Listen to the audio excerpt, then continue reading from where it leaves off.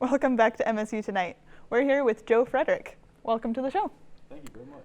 So you're with the MSU Rodeo. Yes, right? I am. Okay. Yeah, we're on campus. We're one of the teams here. A lot of people don't know right off the bat because we're a little bit off campus, the main campus, but we're just up the road.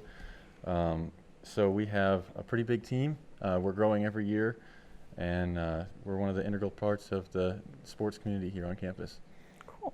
So what kind of events do you do? So I'm a bulldogger. Rodeo is one of these cool sports where, in a way, it's really hard to get into, but it's also an everyman sport. I walked onto the team my second year here in college, and it took me several years to be able to get to the point that I am, but I started actually competing in bulldogging about 3 months ago. So we ride a horse up to a cow and jump off, and it essentially comes from where branding came from back in the day. So we go back and we do the old style of holding a cow down, and it's a timed event. So we try to do our best to go as quickly as we can against everybody else, and that's pretty much everything we do there. What other activities or whatever are So there? rodeo is this huge thing. It all started out with Bronx out west, but it's grown to include everything from the crazy guys going in for bull riding to the people that are tying calves and even roping goats. And everything in between. It's if you do it on a horse and you do it with livestock, we have it at the rodeo. Cool. So how did you get into it, I guess? And what? I'd have to say, like, as a little kid, probably 3, 4 years old, I was that kid that had the cowboy hat, that had the stick horse, but I didn't grow up in one of those rodeo families. So it was really hard, but it took years and years, and I got to college, and some people get a cat or whatever. I bought 2 horses. So I've got Larry and Captain, my horses, and there's nothing better than being able to go out and have that bond with your animal.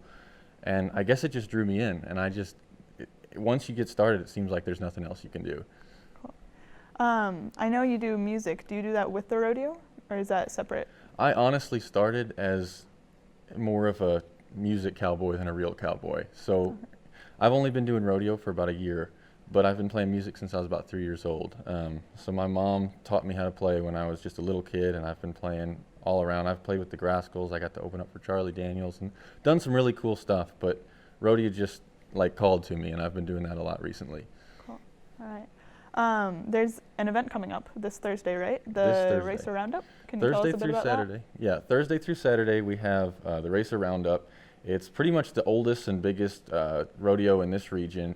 We'll have schools from everywhere around coming in. The schools that we compete against all year are all coming here, and so we're defending our home territory.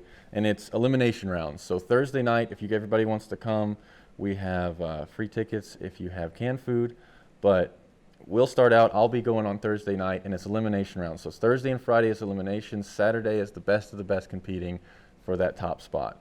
So it should be a really, really good show. Wow, yeah. And what time did you say that was? Starts every night at 7. 7. Mm-hmm. Okay.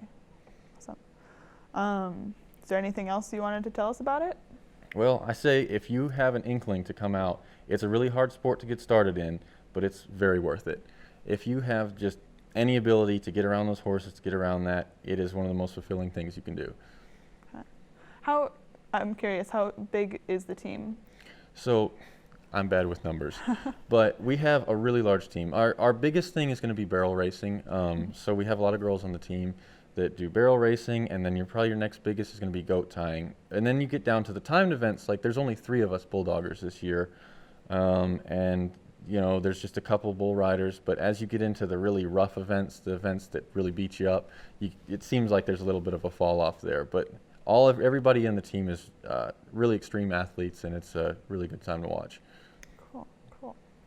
Well, I might just have to come out Thursday night. Hopefully. All right. Well, it is time for another break. When we return, we'll leave you with a musical performance by Joe. Stay tuned.